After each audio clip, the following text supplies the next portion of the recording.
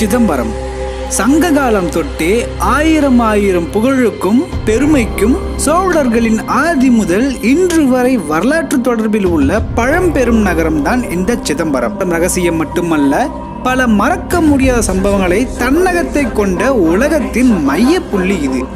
இன்றளவும் கிராமங்களில் உன் வீட்டுல சிதம்பரம் ஆட்சியா இல்ல மதுரை ஆட்சியா என்று கேட்பதை நாம் கேட்டிருப்போம்.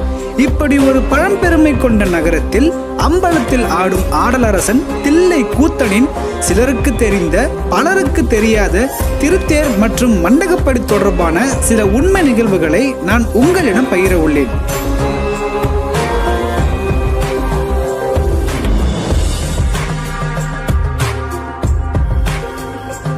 தில்லை திருத்தேர் மற்றும் ஆருத்ர தரிசனம் உலக புகழ் பெற்றது.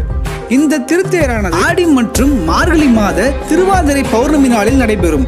வாழும் சோழ குடும்பமான பிச்சாவரம் பாளையக்காரர் முன்னிலையில் நற்கத்தான்குடி, சிதம்பரநாதன்பேட்டை, குமாரமங்கலம், மீதிக்குடி, ஜெயங்கொண்டப்பட்டினம், கடவாச்சேரி, இளநாங்கூர், கூத்தன் கோயில், உசுப்பூர், எருக்கன்காட்டுப்படுகை, பருத்திக்குடி, மடப்புறம், அலக்குடி, திருக்களிப்பாலை, திருவேட்களம், பெரியகரைமேடு, புளியந்துறை, நலன்புத்தூர் ஆகிய பிச்சாவரம் சமஸ்தானத்திற்கு உட்பட்ட 18 கிராம மக்கள் படைசூழ விழாவானது நடைபெறும்.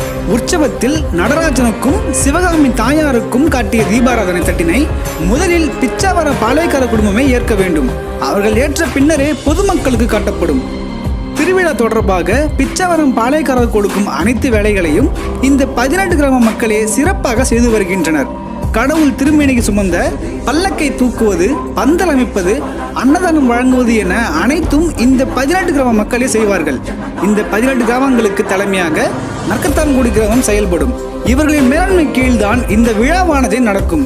இப்படி ஒரு பெரும் வரலாறுகளை கொண்டு தில்லை ஆருத்ரா ஆயிரம் வருட கலாச்சாரத்தை பிற மாவட்ட மக்களுக்கும் தெரிந்து கொள்ளவே இந்த காணொலியாவது உருவாக்கி உள்ளோம். விரைவில் இது போன்ற பல வரலாற்று தகவல்களை உங்களோடு பகிர்ந்து கொள்வோம். அதுவரை காத்திருங்கள் கங்கை கொண்டானோடு.